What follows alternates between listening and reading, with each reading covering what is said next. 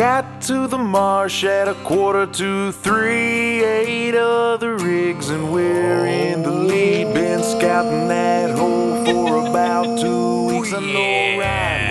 What is up, Wisconsin? Welcome to Raised in Wisco. You're listening to 1510 AM WAUK 101 FM, The Shaw. Raised in Wisco. I'm your host, Joel Clayfish, alongside co-host Danielle Fairman. What is up, Danielle? Did you say 1510 AM? Yeah. Isn't it 5:40 AM? 5:40. Oh, my gosh. You know why I said that? Why? Do you know why I said that? My first job in radio in my life was at WAUK. And WAUK's call numbers were 1510 AM WAUK. Oh, so you're having a little flashback I had a little, it must have been the mushrooms I ate in college. You know what? I'm joking about that. 'Cause the only mushrooms I ever ate in college were like portobello and whatever I cooked and with. whatever was in the can. Nothing actually extremely fun. My roommate, Matt, however, on the other hand, that was a different story. That's a story for a different show. He was the Lizard King. He can do anything. Oh. How was your week? My week has been busy because it's been so hot outside with working construction. Yeah, well, it's hot for anything, but if you have a job outside right now, it is smoking hot. Mm-hmm. And I'll tell you, Anastasia, how was your week? You've been pulling yeoman's duty, haven't you? I have, Joel. I have been kind of living out of the Waukesha studio these past couple days. Yeah, and you're helping Crude out on the Devil's Advocate show and everything like that. Well, a heartfelt thank you to you for all the work that you've put in and still caring enough about Raised in Wisco and the tenets of getting the great outdoors into the minds and souls of the great citizens of Wisconsin. So thank you, Anastasia, for showing up and helping us out. She only comes to the show because of Bandit, right? Well, you know, I'm okay with that. I'm perfectly okay with if she comes to the show for the dog. That's just fine. I mean, why do you think we bring the dog to the fishbowl? We're at the fishbowl right downtown Waukesha. Swing by and say hi if you want. You can tap on the window or even walk right in. With food. Here's the thing. You talk about how hot it is right now. I do. And my brother-in-law, we live next door. We share property in the back, and he is already out planting food plots right now.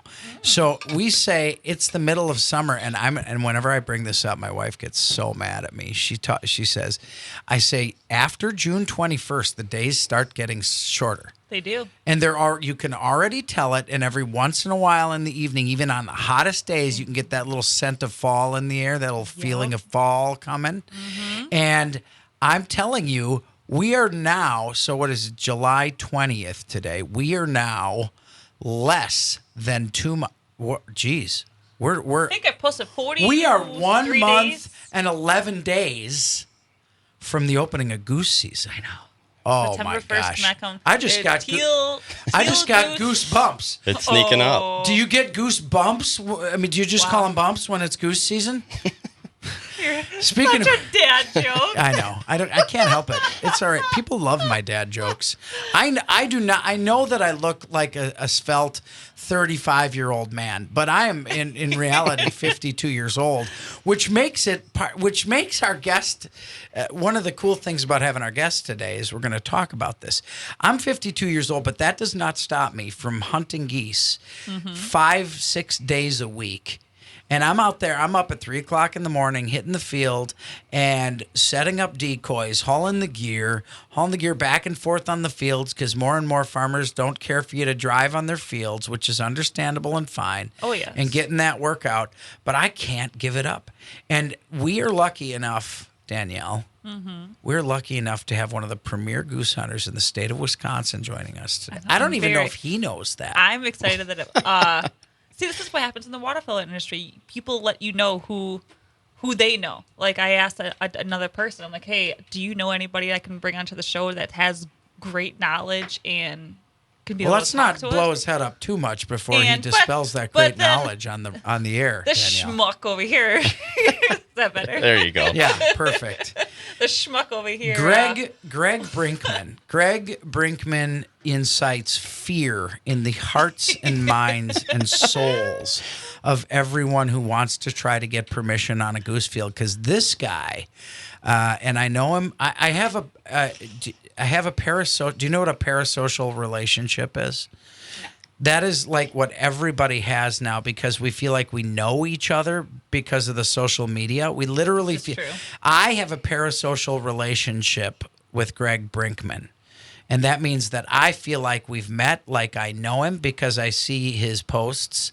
I know he's a dog guy. I can tell you that. I know that he is one hell of a goose hunter because he's out in the fields. And I know he's got a high degree of success. Did you look at his face? Sorry, we're going to be talking all about you right now. Real quick. You'll We'll get your turn to talk, Greg. Did you see all the freaking pile pictures? Piles in make timber? smiles. You were hunting in like flooded timber or something? Yep, down I want south. to do that so bad. Yes. Greg Brinkman bad. travels to hunt, which I also appreciate. You know that I love traveling to hunt. I love traveling to hunt big game as well. But my heart and soul belongs to waterfowl and turkeys, to the birds of the state of Wisconsin.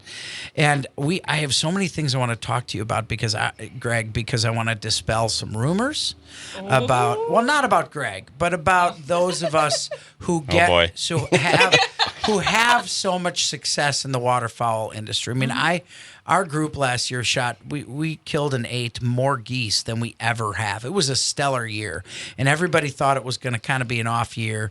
Seems like the migration shifted slightly. We had a little less water than we did the year before, but the year turned out to be absolutely stellar last year. And what I want to know, if you had to put it, Greg, into one term as to what is the most important key to waterfowl success, what do you think you'd say it was? Scouting. Yep. Scouting. That's hunting. Showing up on the day where the birds are going to be and sitting on the X, that's killing. That's shopping. That's when you're going to take the meat to the table. But I have to tell you, did you know the average person who gets a waterfowl license in the state of Wisconsin shoots 2 items of waterfowl per season? 2? 2. Well, more for us, I guess. The average person who hunts waterfowl, who gets the tag and hunts waterfowl, shoots 2. The average person. But why are they only shooting 2? What was the reason? Did they shoot 2 and be like, okay, I got this, I'm happy with this, I'm going to stop? Or is it because they're just unsuccessful? I think it's a combination of things. Like, what who are these people? Greg? Give us a call. I think you just, you put in the work and you get the rewards. That's basically what it comes down to, with scouting and all that stuff, Now, I've heard 90% of the birds are killed by 10% of the people. I've heard that before, and it kind of makes sense with, what you just said. I don't know if it breaks down that methodically or right, because that's like a saying. Yes, but I'll bet you it's damn close to that. Yep. I would bet money that it's damn close to that, and I'm going to tell you why. You got a guy like Greg who's probably killing 400 geese himself. Not talking about his crew. He's probably killing 200-300 geese, whatever near the limit is, 3, 4, 5 days a week, right? I'm killing hundreds of geese. You're killing probably 100 or more geese, right? So think of all the people who buy the license in the state of Wisconsin and kill zero geese. If the average is 2 and you've got hardcore waterfowlers out there killing hundreds, think of how many people buy that license and then never have the joy of it. And I think that It'd be heartbreaking.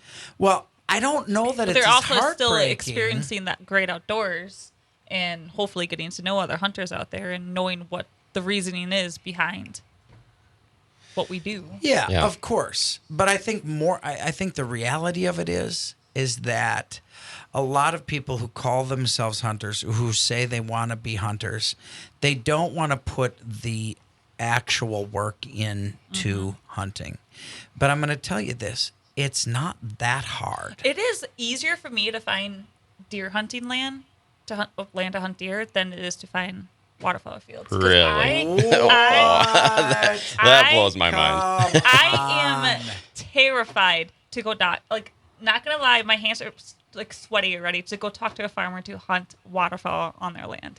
Like really? that one land that I talked to you about before that is diametrically opposed to my experience. No, that's 180 for me. That's what Bill always says. He is just dumbfounded by it. He's like, how can you just walk up to somebody and talk about hunting and then all of a sudden you end up getting 40, 50, 60 acres to hunt deer.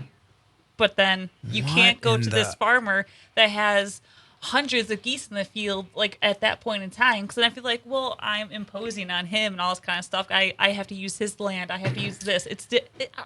I don't know. I'm trying to convince myself. I'm going to tell you this. I have one land. I have one piece of property for waterfowl hunting. That's it, and I am happy. I'm going to stay right there. I'm going to tell you this, Danielle. Like, my palms are sweaty. Okay, instead of having sweaty palms, you should put your palms together and thank the dear Lord that that's how it works out for you. Because Yep. Greg will testify, and I will attest to the fact that I'll go higher. I'm going to go 24 out of I'm going to go higher.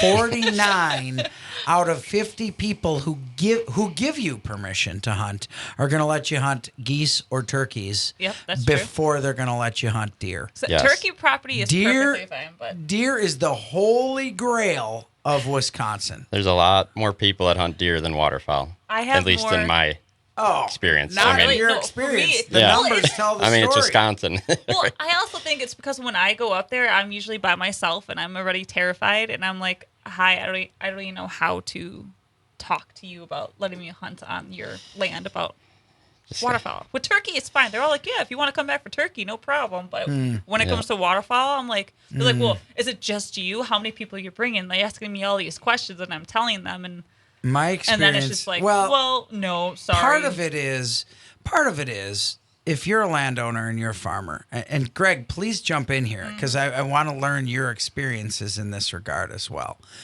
Part of it is that farmers, obviously, they don't want a constant parade of people traipsing in their land or driving in their land. So if they've already given, if there's a field with hundreds of geese in it, chances are you're not the first person to stop and ask. That's the tough part, becoming the first person to stop and ask. And secondly, I don't know any farmers who love geese. I don't know any who even like them. In fact, most of the farmers I know see every animal that they don't own as something that's eating into their profits. Yep. So, but they've already got cousins, brothers, daughters, Twice removed. sons who are going to hunt the deer. All right, we're done with this. We're going to come back. Greg Brinkman and I are going to talk about pile picks. How important are they? When we get back on Raised in Wisco. Talk about pile. Damaged goods, I'm complicated. I sure do know how to tell a lie. Welcome back to Raised in Wisco with Joel Clayfish and Danielle Fairman on 540 AM WAUK 101 FM, The Shaw. And check us out across all Civic Media on the weekends at 11 o'clock. 13 stations, Danielle, across the at great us state of grow. Wisconsin. Look at us grow. And It's then you pretty can listen awesome. to us on Spotify and Apple.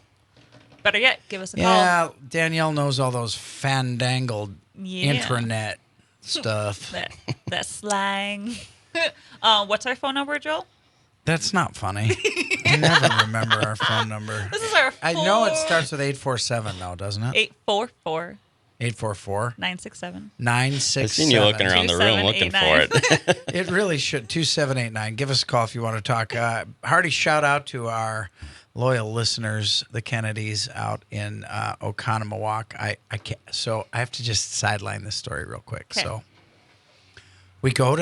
So Aiden's birthday was Monday. Oh, Okay. nice. Happy birthday. Aiden's birthday. New hunter. Took him out for the first time turkey hunting in the fall. Yeah. He got a hen.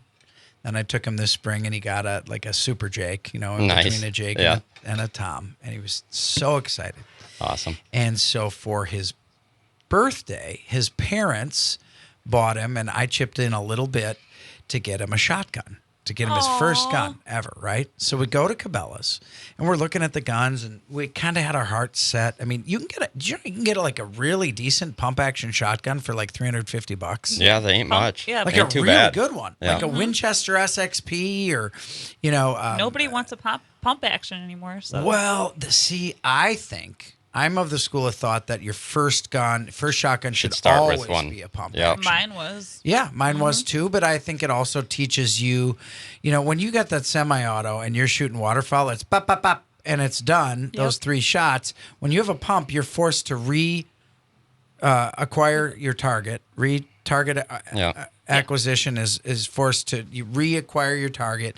It's also a basic gun to learn the basic principles, and it's a very safe firearm because it's not every time you press the trigger a shell's going off. You got to reload it with your left hand or your right hand. You got to reload it with one of your shooting arms. I just think it's a great way to start. So we go to.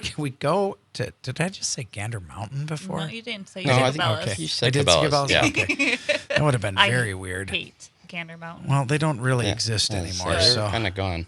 Yeah, good. So- They deserve to be gone.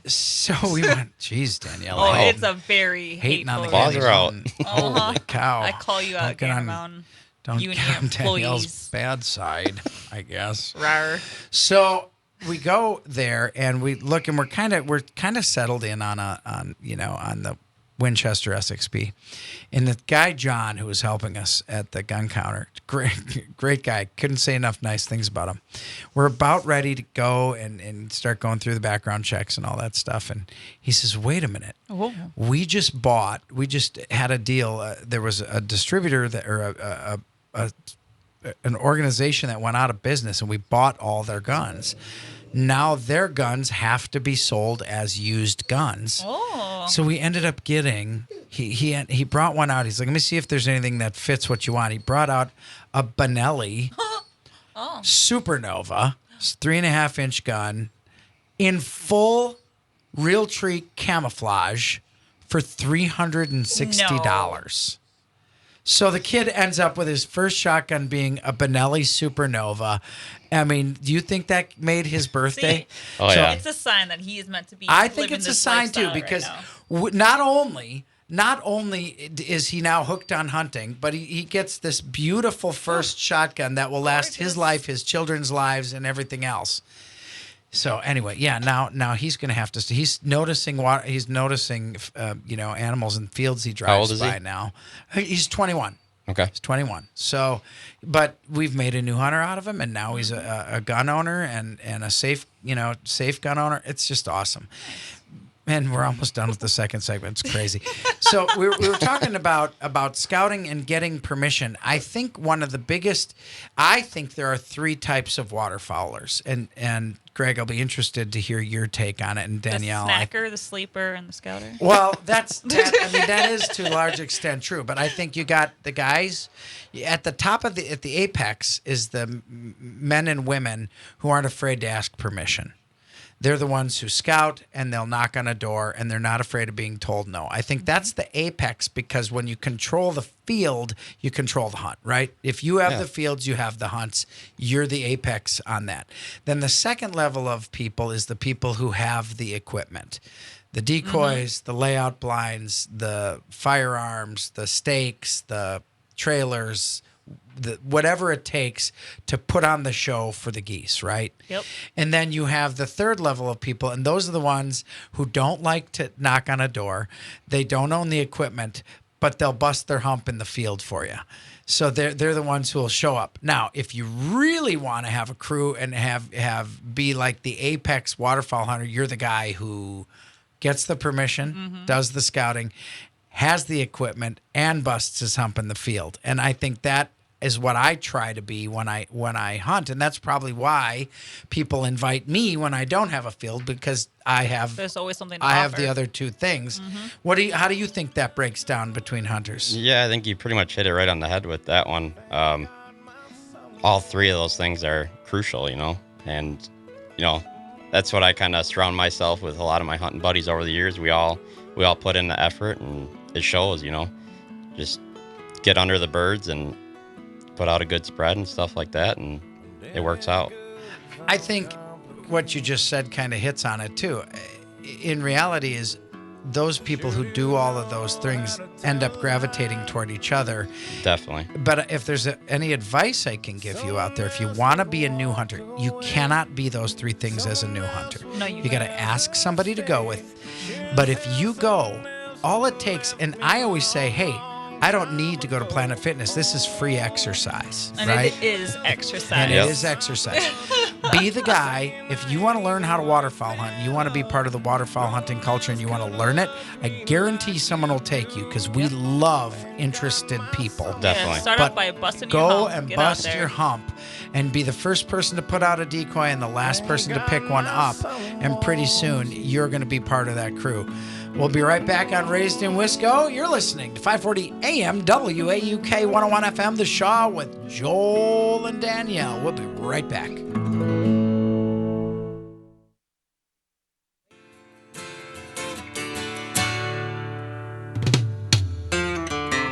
The preacher man says it's the end of time, and the Mississippi River, she's a going dry.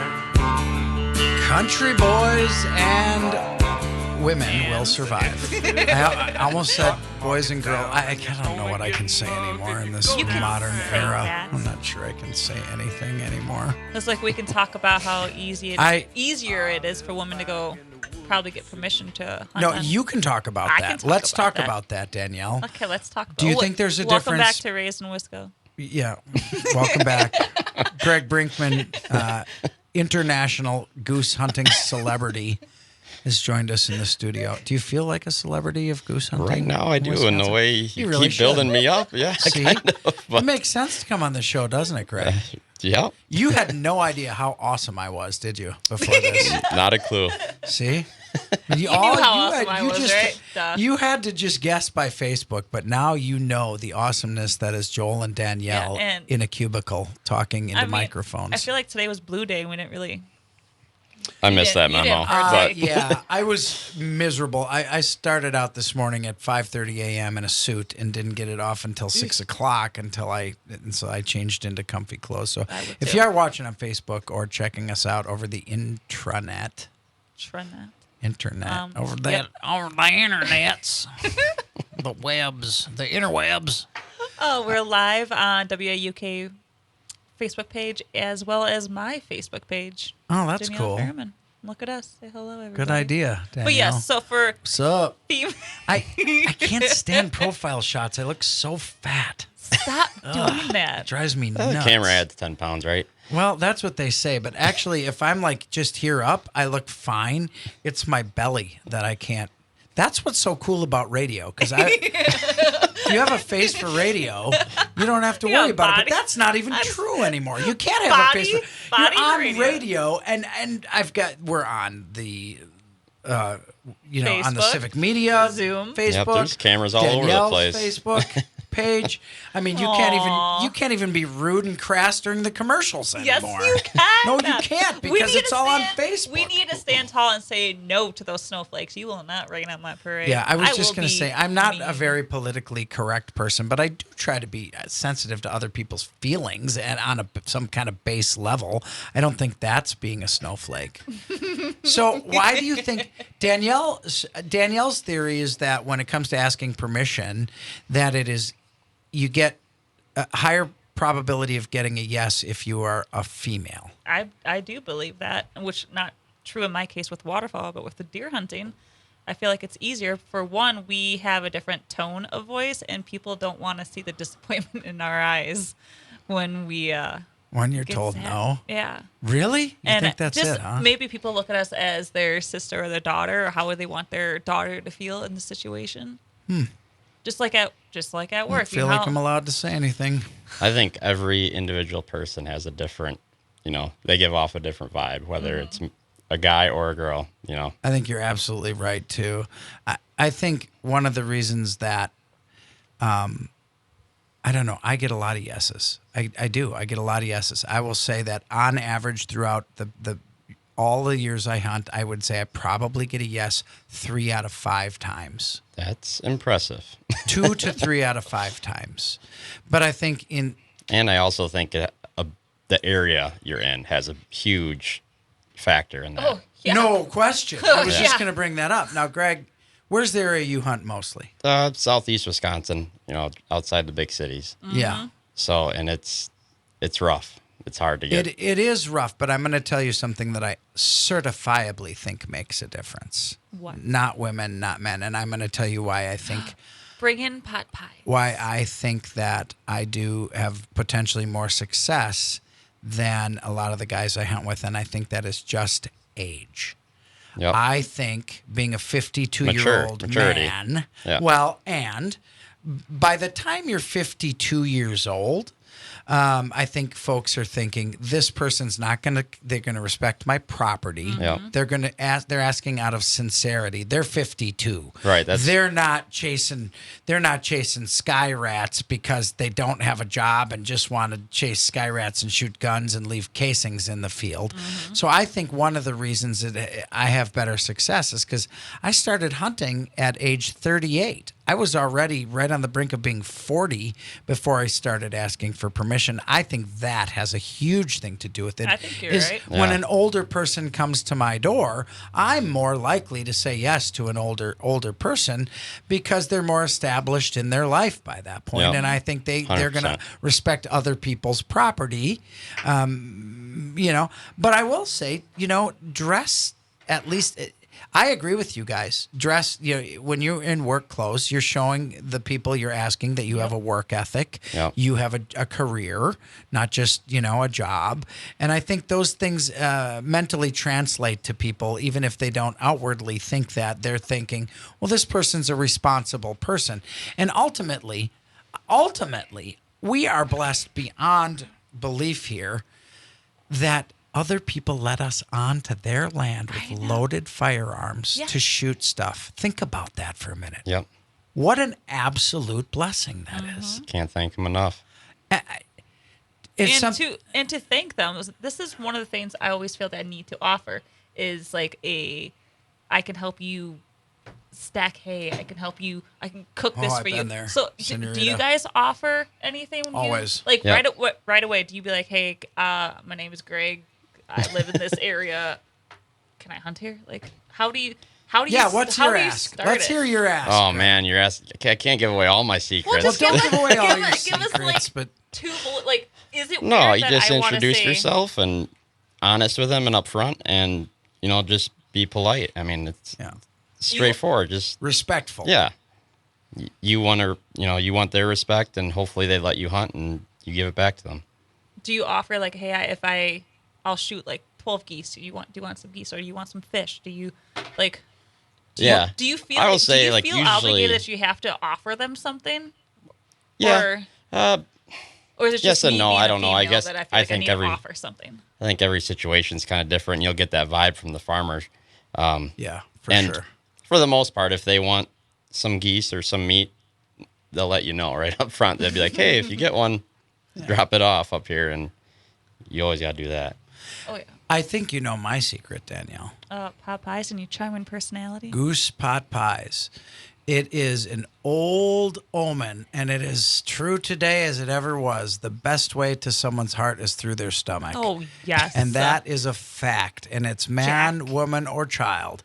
And I make goose pot pies, and I'm not joking with you. They are the bomb. They are so good. I could eat like an entire one myself every time I start eating them. For They're as long so as I've good. known you, I don't think I've ever had one of Don't your start with me, Danielle. Oh! You have eaten plenty of my wild game. Yeah, but not a pot pie. you I've keep never even talking heard of a about. goose pot pie, I don't think. Oh my gosh, they're You so can good. turn any think meat I've- into any a pot meat. pie. It's Into a true. pot I just pie. don't think I've ever heard of it before. Minus the fish. Here's Don't the do thing. Fish. Ew. In order to, and we wax cooking on this show quite a bit, but in order to get, so when people talk about gamey taste of an animal, of a wild animal, what they're talking about is the flavor that is in the enzymes of the meat. So the enzymes are the base of a meat. So what breaks down a base? You learned this in science in high school. An acid, right? So you can break down that enzyme three different ways. With an acid, so lemon juice, lime juice, vinegar, apple cider. You're going to break down that enzyme in the meat. Second is heat over time. Crock pot cooking, instant pot cooking. And third is physical grinding. You can break down the enzymes by physically grinding them. That's why, like goose that's ground doesn't taste the same as goose that's a steak. As a breast, a yeah. breast, yeah. So when I do that, I'm going through all those. I use lemon juice or lime juice. I personally like key lime juice in my when I'm cooking the breast. Then they're going to go in the Instant Pot. And then the best thing that everybody throws away, that juice that is left in there called the stock. When you make something in a water mixture, that stock that's left in there, use that as the basis for your gravy, which is just a roux, which is oil and flour mixed together, and then you add the liquid to it. Once it bubbles, it thickens. I'm getting hungry. I'm so hungry right now. I'm so hungry. Why don't we ever bring food? Well, because I try to stop eating at 6 o'clock, and the show starts at 7. Yeah. I clearly try, because I'm clearly not successful, or I wouldn't still be fat. Stop calling yourself fat. Okay, what do you want me to full-figured, Rubenesque? Perfectly Big boned. proportioned. Big bone. I'm large bone. There you go. So I deliver pot pies to the farmer. And what that does, that accomplishes more than just appreciation. Like, you can drop off beer, and some farmers, they'd prefer you drop off a 6-pack of beer or a bottle of whiskey. And Cash that's great. money. If you want that, God love you, man. You are a farmer. You deserve to sit down with a cocktail at the end of the night. Sure and do. chill. Thank you, farmers. You know, but when you drop off something you've made, or even if you bring them hot sticks or, sausages or brats or whatever that you made out of your venison, you're giving them a few things. You're saying, I care enough about you to come back and bring you something, first of all. That's the first thing. Second thing is, you're saying, not only do I care enough about you to bring something, but I care enough about you to put my own personal hard work into it. Yep.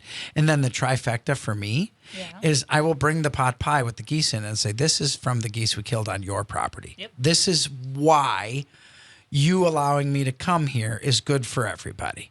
And I think that may be, I don't know, Greg, am I looking into it too deeply? No, I don't think so at all. I mean, building a relationship with the farmer is huge. Like, getting that initial yes, obviously that's important and probably the most important part of it. Maybe not, but, going back. I think getting that initial yes is the most important part. I mean, obviously that's starting. That's the start of a relationship. Correct. Yeah, and then after that, year after year, you never know. They might have more property up the road that, hey, we trust you now. You're a good guy or girl. And hey, I got another parcel up the road that there's a ton of birds using that. Go get them. Are you a turkey hunter? I am a huge turkey hunter. Yeah. So how many times it's happened to me where I'm hunting the birds, like they'll be like, oh, well, geese is fine, but no turkeys or deer. And then after a while, they're like, well, you know what? It's all right if you want to come out and hunt a turkey. Mm-hmm. Yeah. And then I've had a couple places where that's even turned into deer over time. And one of the things that I think a lot of people don't consider is life's about experiences. You hear me say that all the time, Danielle, right? Life's about experiences, not things. You tell me where you're going to get the experience of becoming friends with cooler people than when you start developing relationships with these landowners. And they could be the farmer. They could be the landowner who leases to a farmer.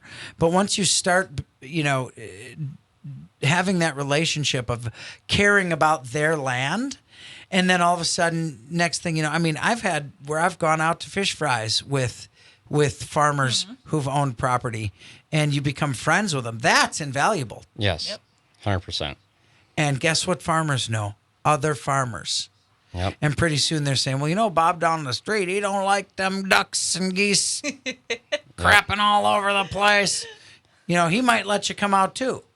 It's a very much of a spiderweb effect. In fact, one of the craziest stories I've ever, this is just nuts. So I see geese in a field over in Sullivan. I knock on the farmer's door. The farmer says, well, I don't really let anybody hunt. And I said, well, would you consider letting me hunt 1 or 2 times? Yeah, okay, I'll let you hunt 1 or 2 times. I go out there and hunt. I bring a pot pie back. We get to talking. He's like, you know what? You can hunt, but only 2 people. Okay. Well, then the next year it was 3 people. Now he lets me bring 4 people. Oh. And the 3rd year into it, his wife is doing genealogy. She shows me a picture. She says, does this look familiar to you? It's a picture with my dad in it. What? Turns out the farmer's husband's grandma was my grandfather's sister. So now I'm related to the people. My second cousin is the people whose property I was hunting on. So now I say I'm going to go hunt at my cousin's, the Payne's farm. Wow. And now we've become very good friends with them. Daryl and Tammy That's Payne. wild. They're wonderful. I'm related. I'm literally second cousins to the guy. And you would have never known Never him or known. met him if If it I- wasn't for that. Never known him in a million years if I didn't knock on his That is door. really neat. And I like his that. wife. That's a cool story, isn't it? It is. I text now. I'm like, hey cousin, any chance I can hunt You turkeys can't on turn down Friday? family. No, they're great. They've become very good friends of ours. Oh, wow. And we got one segment left with the world famous Oh, come Greg on. Brinkman, who's got a lot of insight. Danielle Fairman, Joel Clayfish will be right back on Raised in Wisco on 540 AM, WAUK 101 FM, The Shaw. We can skin a buck. Okay, 101 All alone, you're probably sitting home drinking something strong, wishing I was there with a good buzz. The two of us sitting Man, reminiscing. Corey about the Michael is way a true it was. talent, isn't he? I'm learning He to really like it. is. High. He hangs out in Nashville, and he's playing a lot more gigs and everything. But he's got he's got a song that kind of went national on a commercial, Waist High Water. We listened to that a while back. And I'm gonna tell you what, he was in town for a wedding, for Dave Nelson's wedding. Played that, and he was just in town a little bit ago. And so he gets to Wisconsin from time to time. A nicer guy you would never meet. And this guy, he picks up the guitar and just has a silky country voice, and he's just phenomenal. And some of his songs, I mean, his songs, they're hits, and you're going to see more of Corey Michael. I guarantee you that. He's just absolutely dynamite. With that Fantastic voice, dude. We'll Yeah. definitely listen. It's awesome stuff. In fact, we'll keep playing his stuff, and we're going to play some of the middles of his songs, because it's kind of tough when you come to and from commercials. You kind of hear the beginning of songs a lot of times and don't get into the rockin' parts. So we'll play some different parts of his songs. But Corey is not only a good friend, but one hell of a musician, and it is awesome to see. We pitched it earlier, so we better get to it, Greg. Oh, boy. Greg, getting to? you are like the king. I'm 52, and I post a lot of dead stuff on Facebook, okay? I Yep. post a lot of pictures of my travels and nilgai and kudu and Egyptian geese and Canadas. I post a lot of pile pics. I don't post every pile pic, though. Can't. I got kids, so I'm posting kid pics, and my kid stuff gets way more likes than my dead animal stuff. You have some beautiful Well, girls, Well, though. that's why. I mean, they're much prettier than my ugly mug and a flop sock of geese in front of me. I mean, how important is it to you to shoot limits? You know, you always hear piles make smiles, piles make smiles. How important is it to you when you're going out there to get the limit? Now, I would say, to be honest with you, I think getting out of high school and probably right in my early 20s, I remember saying, like, 2 more to our limit. We got to get our limit. And we were always so concerned about it. And now, I'm 30. You know, I just turned 30. Oh, geez. Yep. You're so old. I can't believe it. I'm not trying to rub in your face. I'm just saying. Oh, for But- God. I'd give my left arm to be 30 again. But now I I couldn't would have say a pump-action shotgun, though, if I didn't have my left arm. So, that's true. But I would say now it's, you know, obviously if you're shooting your limit, you had a good hunt. There's good memories. You had a good time with your buddies or family or whatever. But it's not as important anymore. It really isn't. Some of the best hunts, you know, are just you and a buddy and just shooting some ducks or whatever it may be. And or laughing your rear ends off and never Right. shooting the gun sometimes. I think too much emphasis, and I blame social media. I think too much emphasis is placed on pile picks and limits. yep. I agree. I'm thrilled when I go out there and we get a limit. It's thrilling. But when that becomes the objective for the Insta, you know, do it for the Insta, do it for the TikTok, do it for the name your other social media platform, whatever it is. I think what has happened in modern waterfowl hunting is that sometimes we've lost sight of what it means to get out there and actually hunt. Hunting is not pile picks. Hunting is not even killing. Hunting is experiencing the great outdoors of Wisconsin and one of the beauties of waterfowl is doing it with friends and talking. You're sitting deer blind, you can't talk. And I promise you this, that son of a gun who gets out of their God blessed blind and is walking around drives me bonkers, but that's exactly when the geese come. It works. It works. Well, that's what we were talking about on a previous episode. It's at the different levels of a hunter. The first one is limits, limits, limits. The second one is getting people out there to do what you do, then food, and then bringing people, teaching your knowledge to others. Yeah. And whatever those stages are, but the first stage is, no, let's get those to limits. kind of comment back on your pile picks, like I think almost at the end of every hunt, maybe not every hunt, but let's say 3/4 of the hunts, we will, me or whoever will the group we're hunting, we'll take a picture. We'll still take a picture. You got to take a picture, even if there's nothing. You can take a picture. And you might have your pile pick, but it's a memory at that point. You can hold on to that. So the amount of pictures I take out there, it's oh ridiculous. my gosh, I some of the take great way too one many of the pictures. greatest picture I've ever seen and I've ever taken was you holding up the goose in the morning sun coming up with the fog on that day. Remember that picture, Danielle? Yep, definitely. What was that, like almost 10 years ago now? 8 years ago? 8 years ago. That's crazy. That's definitely my favorite picture. Yeah, that's a fantastic picture. And I think that is what it's about. And Greg, I know, you've got a real solid group of people that you're out there hunting with, and I know it's not for you about the pile picks, but I think one of the things now you're seasoned. You just said I'm 30. You're seasoned now. And do you guys think, and Danielle, how old are you? 35. 30. Holy crud. You guys are catching up to me. No, we're not. Well, that's a joke. You can't catch up to 35 somebody. years young, man. And Still I think part of, hang on to that. and I think you can call yourself seasoned at 30 and 35 and 52. I think part of our obligation is to show people to proliferate this, and even maybe I sound old school, to proliferate the real joys of kind of the fundamentals of waterfowl hunting, which is seeing the sunrise, which is hearing the woods wake up, which is hearing that first flock of geese honking, and you don't see them yet. Yep. Okay. So I have this memory of being in North Dakota and hearing all the teal and everything fly above us right before shooting time, and they all land around us, start feeding. So when it's shooting time, do you shoot those ducks or do you wait for the new ones to fly in? Oh man. I feel like this is a question I like asking because my little heart, I'm like, oh, they're so cute. Not gonna lie, I have also I would say a soft spot for that, and we'll usually try and wait, but Yep. there Sometimes might you be can't. some peer pressure in the group at times that say, no, we're not waiting.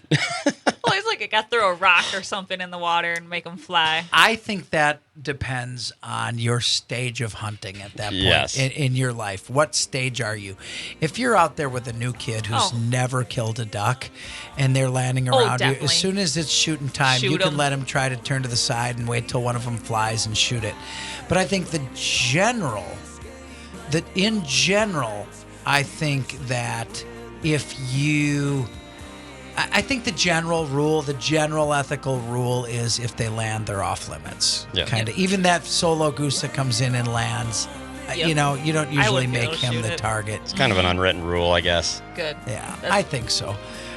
Greg Brinkman, awesome to have you on the show. Great Yes, to thank get you. to know you a little bit. I hope that this continues, and I hope we hunt together. Oh yeah. this Thanks fall. for having me. Yeah, it's been fantastic.